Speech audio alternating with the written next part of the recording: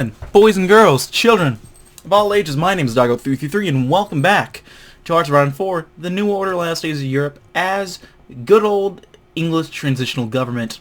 In the last video, we started putting in people into our ministry as, we got our foreign minister, we got our security minister. We started working with, dealing with the SIS a little bit. And then from here, we're gonna be working on improving. We also started working on rebuilding our economy. I'm thinking, how are we doing on societal development? We could be doing better, but we could be doing actually. Yeah, we could be doing worse.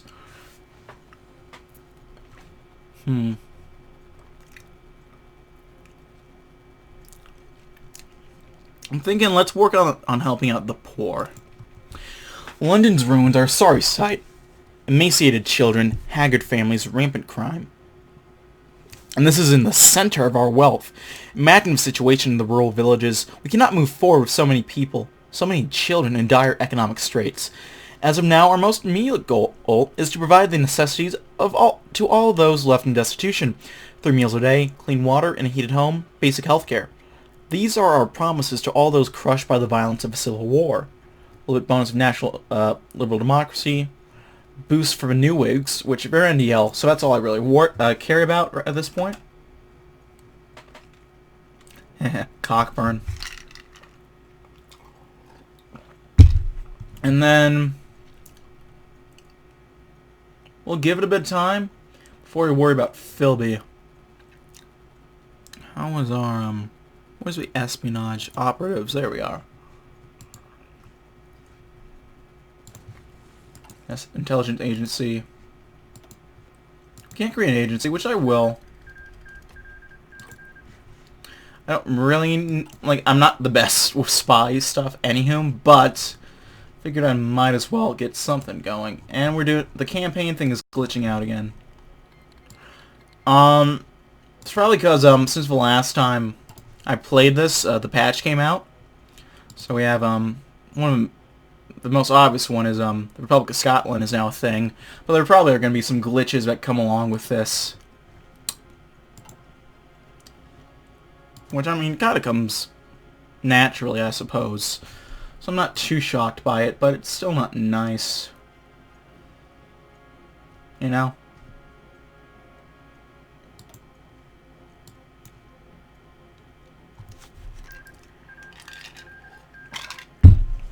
Alright, Letland has won, status quo is destroyed.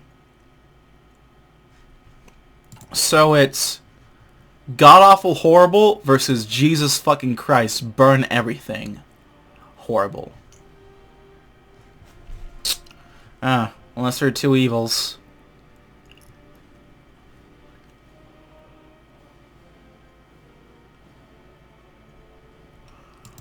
Looks like the greater evil's gonna win. Which isn't nice. But, you know. What are you gonna do when they come for you? So we got the poor.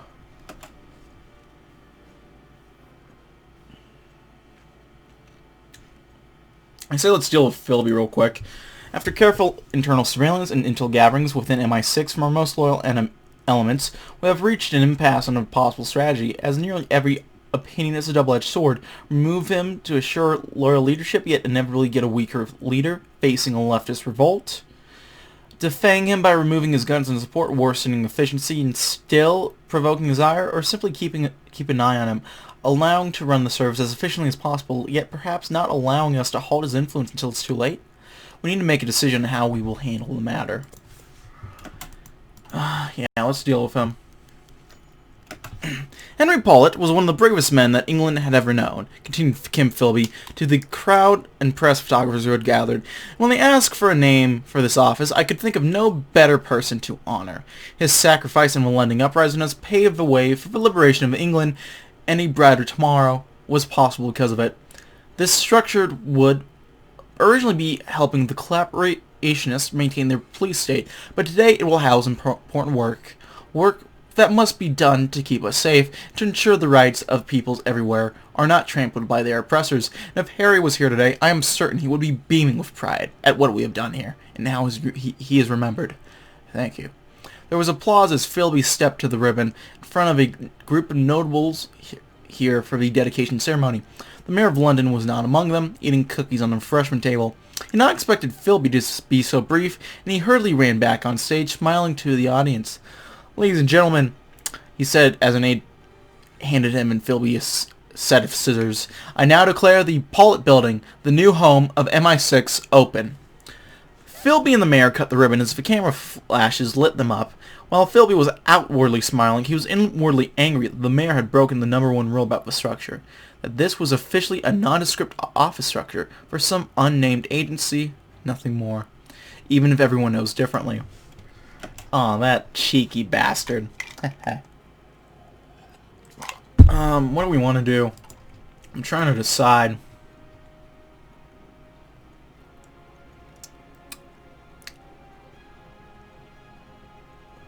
I'm thinking MI6 is for the Queen.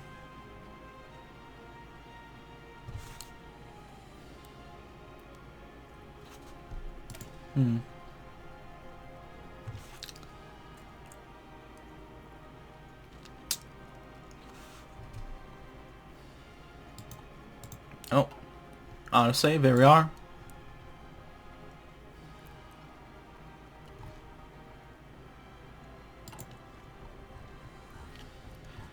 Hold on to political power, like I was saying. I'm not sure. We'll wait to see what happens here before we do anything.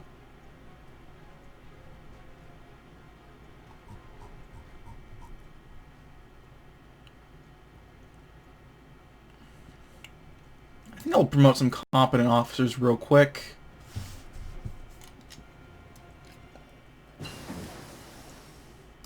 There we go. MI6.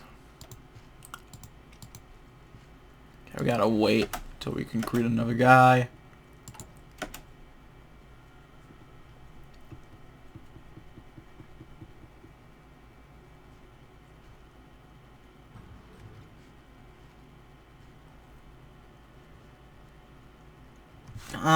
I'll consider this a bit more when we actually get the event. I'll see if I can get up to speed 5. Get that cranking out.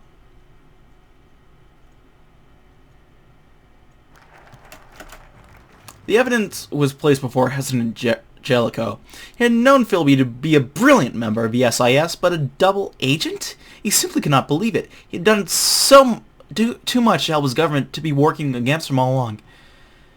Is all this really necessary? Questioned Jellicoe. Quite, Prime Minister. Now please make a decision, sir. The man needs to be dealt with. The options available to Jellicoe were clear, yet he hesitated. He could have listened to those around him and kick Kim Philby out of his service for good, thus removing any potential threat. For this would cause national uproar, or some moles surviving this long in the SIS would be scandalous. The alternative was not much better. Instead of having Philby removed, the government could try to pacify him.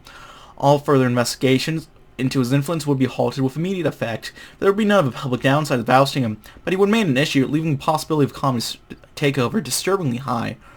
The Prime Minister had to make a decision. Something had to be done. This man would have to be managed with great care for the good of the country. I say... I think we have to bite the bullet and just throw him out. Yes, the MI6 is for the Queen. We're gonna lose a lot of stab, but... Philby, bereft of loyal men, will have no more influence than the average communist Philistine. By requiring an oath of absolute loyalty to the Queen, we will be able to prevent leftists from joining our venerated service.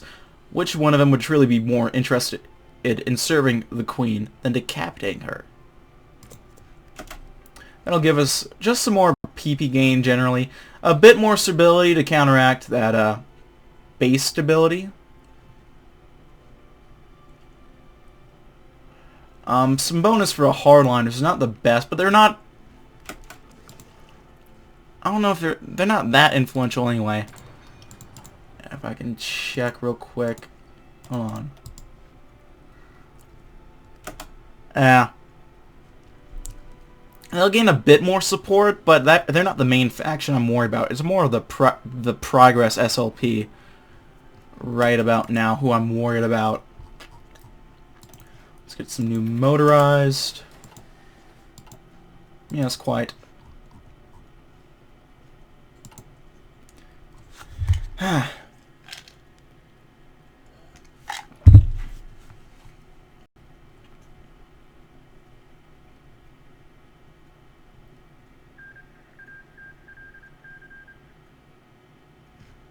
It would find peace and death indeed.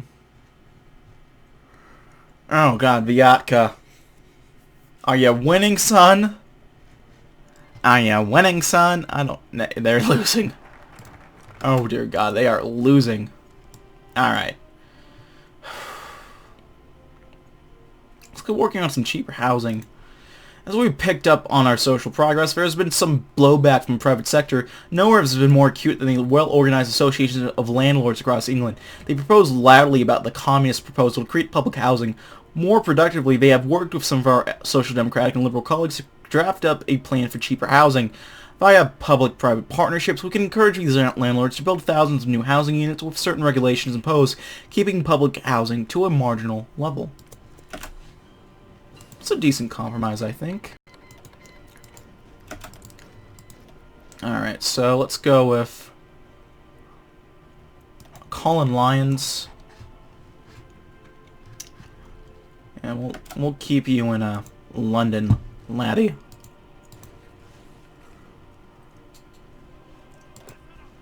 Unassigned divisions, we'll put you up with the lads over... Got it. There we go. Put you up in lads over in Scotland. And then we'll do some horizontal industrial organization. Get that all ripe and ready.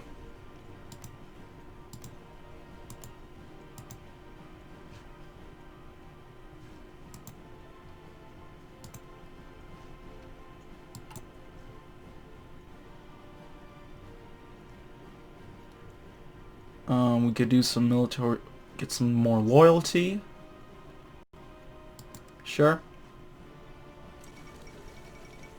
Battle of Barcelona. Get some more government stability, though, you know, our... Just try to balance that out as best we can. Get some cheaper housing going.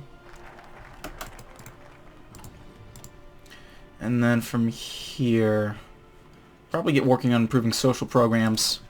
The legacy of a fascist collaborators is one of scraps to the poor. With the current state of our economy, we must immediately rectify this callousness. We will find the money, whatever means, nationalize, tax, expropriate if absolutely necessary, all for uplifting the poor. We can't tread too hard on the individuals with some sums of wealth, but we can cut them down enough just a peg to feed the hungry and house the homeless.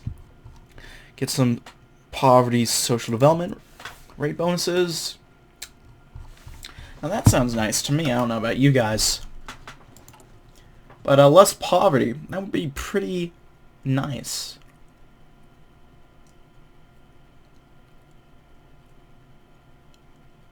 Got mass mechanization. For our agriculture. Oh no. Looks like we gotta root for Samara, boys. Let's hope they found peace in the embrace of a goddess. Because if not, then fuck. Zachary Jellicoe, I'll go with you, lad.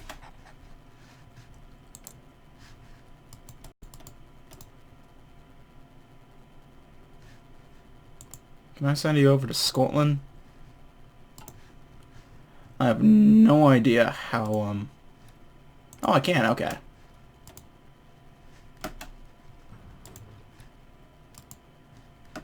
There we are.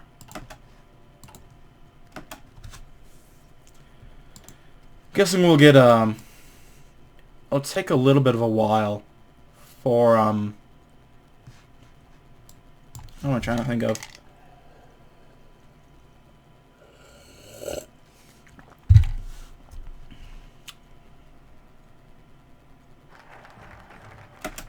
improving social programs. Let's get working on the Housing Act. Then I think we'll have the League meet. A new Housing Act, built in consultation with all the parties affected from landlords to homeless, is a major step towards making housing affordable to everyone by using some of our funds to subsidize housing developments, setting up caps on rent, and requiring certain standards to be met on all new projects. We'll move closer to giving everyone a roof over their heads. Perhaps one day everyone can not just have a place to lay their head, but a place they proudly call home. Let us hope, huh?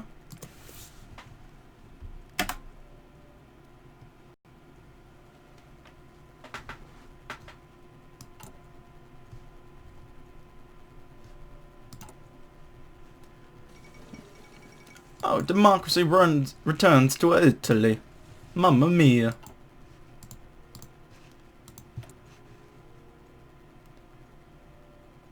So erase begins. We got a despotism in Italia.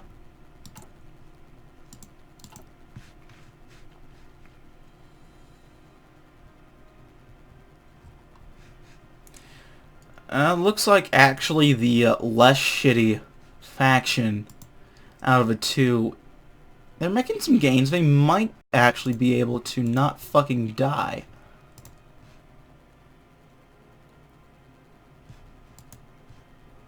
Oh, we need to move into Polesian. So I'm not overly optimistic about their odds, but... Okay, the Housing Act.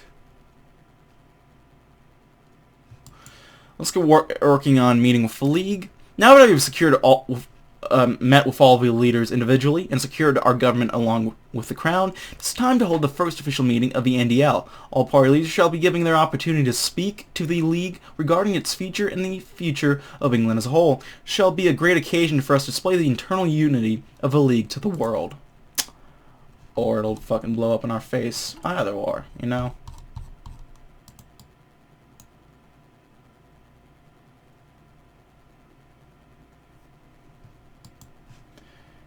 Yeah, what else? Decisions to make.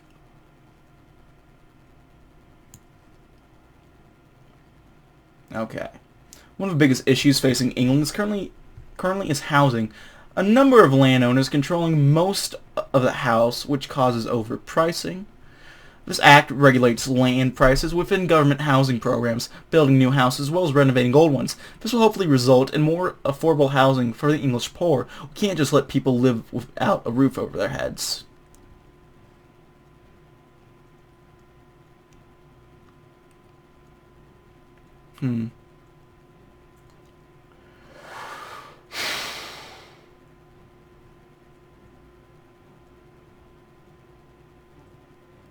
Okay.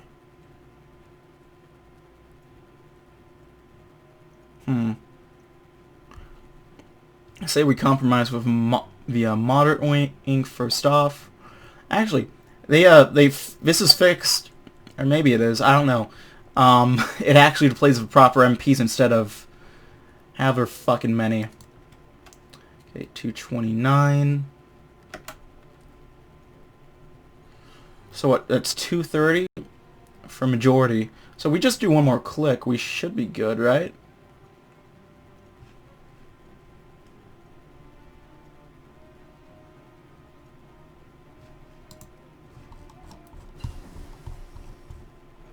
Yeah, okay. So that increased for moderate power. Kind of see how this is working. Okay.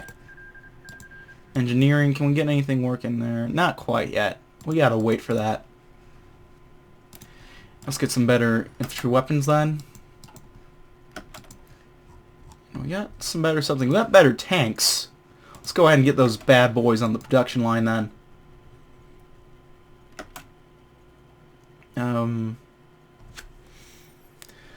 Most of the liberals are there.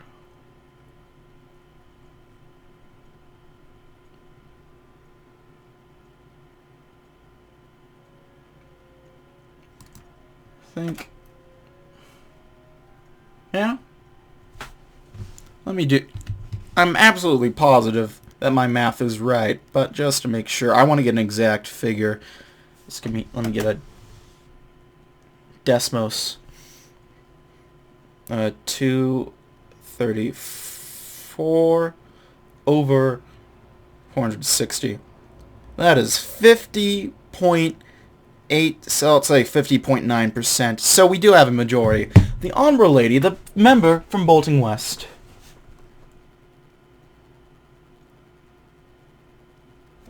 Oh, okay. So it's another fucking Thatcher thing. God damn it. Okay, more stab, I guess.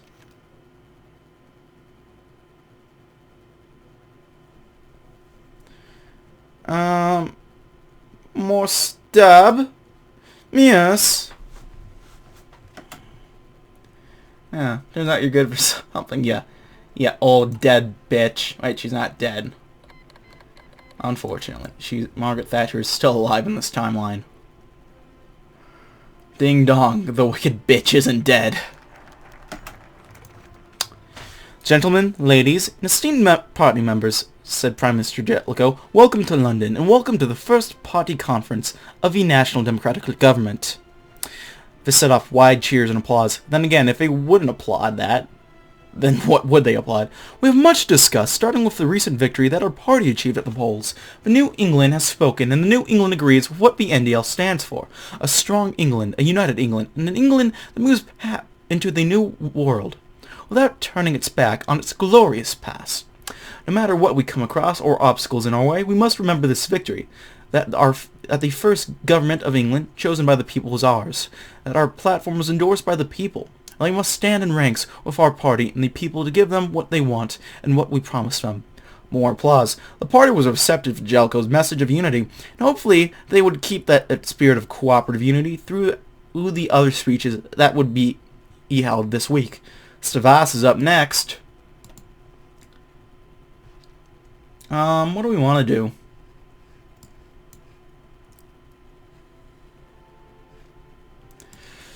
We could get working on a bit of army stuff.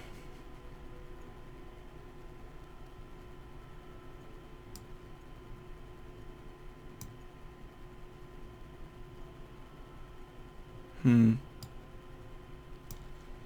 seems like it would be a pretty nice story focus, just for, you know.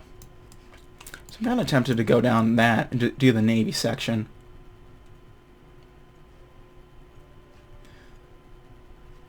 Then again, strength of a Democrat boost, as well as a weakness of, actually,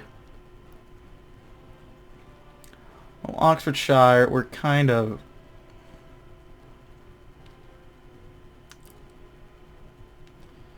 well, it's gonna weakness with Paulidites, so maybe.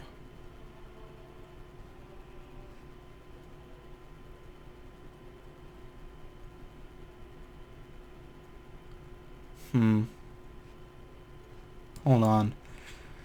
I should select something real quick. New armed forces. After a long fight, the people of England are finally free, thanks to the efforts of thousands of brave Englishmen loyal to Queen and country who have prevailed over our misguided kin and restored democracy and the legitimate monarch upon our blessed throne. Now, however, new challenges arise, and we need a powerful reformed military to face this brave new world with any hope of remaining afloat. Decades of stagnation and economic downturn have left our armed forces underfunded, undertrained, and under-equipped. While our loyal militias have proven their bravery time and time again, we shall need a professional military. The Ministry of Defense shall undertake decisive reforms to ensure the branches of the Royal Armed Forces are returned to their former glory.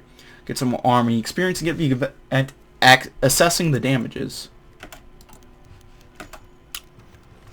Too often in previous governments, the poor have been ignored, left without the resources they need to adapt or the skills to improve their position, said St. John Savas. The collaborators have allowed this crisis to spread, and the war has expanded it enormously. We must address this issue immediately. An NDL government must not leave the poor and destitute behind. Moreover, as a recently liberated country, we have a duty to help the other nations under the yoke of authoritarian oppression. Our victory has encouraged the peoples of the unfree world. We must join with the other democracies to encourage the cause of freedom, to give the oppressed our aid and help in the eternal struggle for for freedom, and to ensure that the cause of liberalism marches on forever. More applause for the Foreign Secretary, but also a few boos and hecklers. These were not SDP protesters that had infiltrated the meeting. Rather, they were Patriot Party members. They were not happy with the content of the speech. Many other right-wing members of the party were sitting on their hands during the speech. Despite Jellicoe's words yesterday, strong divisions still did exist under the surface. Hopefully we like Powell's speech a bit better. England need not be reminded of its former glory, said Powell, for it is all around us. It is in the grand structures made by our ancestors, the canals dug by them, and the monuments built in their honor. England has a proud past, one that must be remembered and cherished as it moves forward. Yet it is filled with disasters of the age England finds itself in. Buildings bombed out and unable to house people. Widespread poverty and unemployment. The rise of socialistic attitudes and beliefs. All of these threaten our country and must be addressed by the new administration, but just as worrying and as disastrous for our country is the total transformation to which there is no parallel in 1,000 years of English history. What thousands upon thousands are alarmed at is the rising influx of immigrants into our nation. We must be mad to prevent thousands of persons to overwhelm our lands and the people who live there. As a woman in my district said to me recently, in 10 or 20 years, the black man will hold the whip over the white. Shut the fuck up, yelled a man, and the convention descended into a set of chaos. Everyone was shouting at the man on the stage, at the people yelling at the man on stage, at the people yelling at the people yelling at the man on stage. No one could hear anything over the speakers anymore. The media was firmly focused on disaster folding in the stands. Throughout it all, a shocked Jellicoe could only stare before being quietly escorted out of the building. Why can't the SLP have these problems? Oh, bloody fucking hell.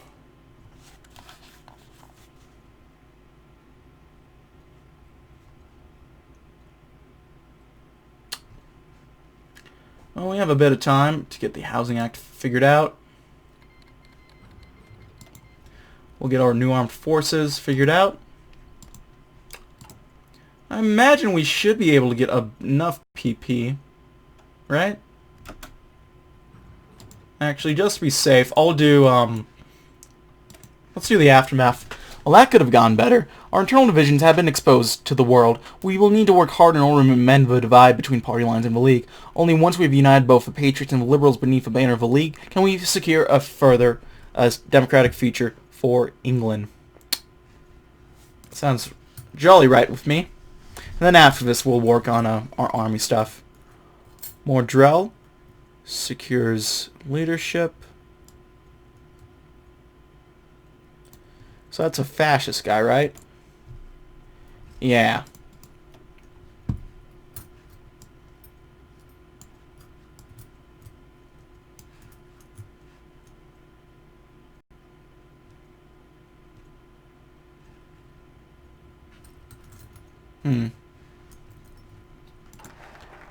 Okay, so we got the aftermath. And let's compromise with the conservative wing. There we go. That should... We're over the edge anyway, but better be safe. And plus, the balance of the scales has been kept. And so with that, let's get back to the new armed forces. We already read that, so we don't need to do it again. Ooh. We prefer independence with poverty to servitude with plenty. Siko Torre, the Pacific Light. We'll see what happens there. Especially with Wallace Boy. Or Walter Boy. No, Wallace Boy. Wallace Bennett. George Wallace. I get the names mixed up. But, hopefully not for much longer. Alright, we got the Levantine Kingdom. Kind of a not the most cursed path. We'll see what happens, I guess.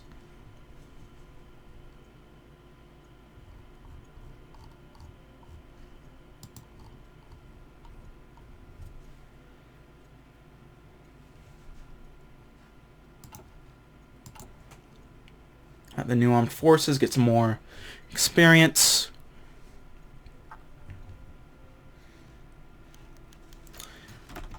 Oh. An elderly man sat on a bench reading the local newspaper. The front page reads of the affairs in Westminster. Around him the streets were slightly livelier. The skies above were slightly clearer. News had spread that a new Act of Parliament had been passed through the House of Commons and become part of the law of the land. News anchors on live television discussed the ramifications of this recent development. Politicians declared this day as a major success for their parties and the country of England. The future of millions of men and women will be affected by that law, even if they never hear of it. Only time will tell whether that's for the better or the worse. So we'll get a medium increase in the economic output of domestic jobs, and we'll get some more support for the New Whigs, the Democrats, and the Patriots. That is just lovely. I can get behind that. Let's send this guy to the Welsh border.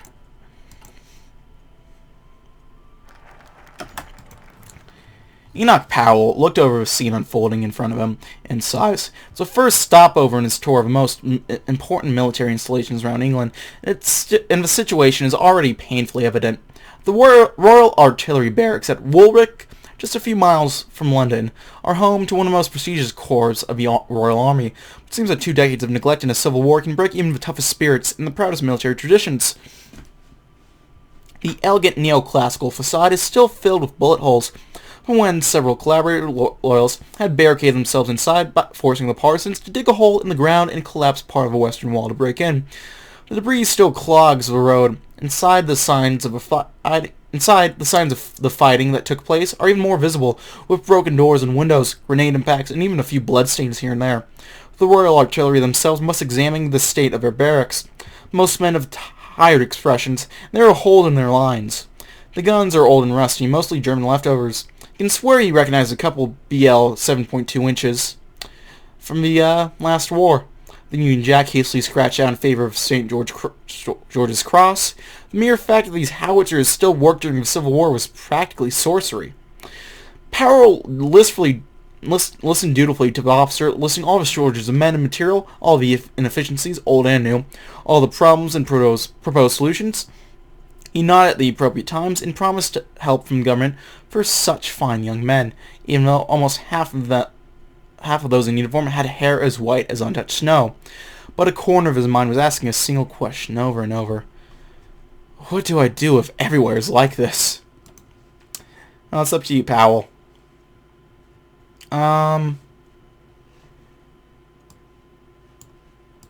What next?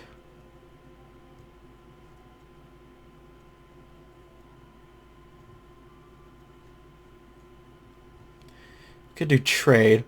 We could work on foreign jobs. I think let's work on probably uniting the parties, right?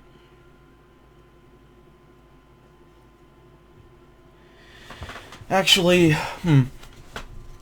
let's figure out what we do with the Whigs and the Patriots. We need to do something with more liberal members of the League. They need to be assigned to various positions throughout the government. We could place them favorably in order to garner their support. They will surely appreciate this, even if the Patriots do not approve. Alternatively, we could use them to fill out lower, less influential positions and place our own people up top to consolidate our power. Well, we shall figure it out in time, won't we? So far, the scales are more or less balanced, and we have the power. And that's what I really care about at the end of the day. Decrease the immigration quota. That's not something I want to do. We could use more people. Oh dear. Game, what are you doing to me? Oh, nothing. You're just freezing up for no reason. Okay. The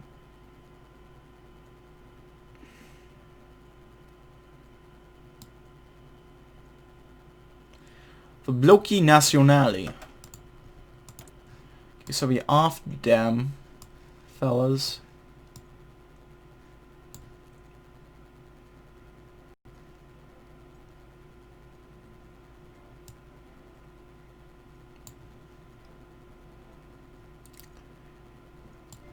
So we'll have to wait and see whether or not they actually stay Democratic, it seems. But That's a worry for another video, because I'm going to have to cut it here. Thank you for watching. As always, folks, if you liked the video, go ahead and leave a like. If not, feel free to dislike. If you want to see more of his content in the future, go ahead and hit the subscribe button for more uploads every weekday.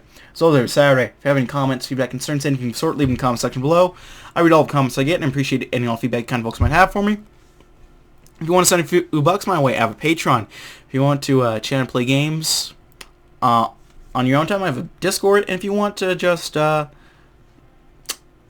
watch me do this stuff live, I have a Twitch that you can check out. So yeah, thank you as always for watching. My name has been DB333. I'll see you next time. Goodbye.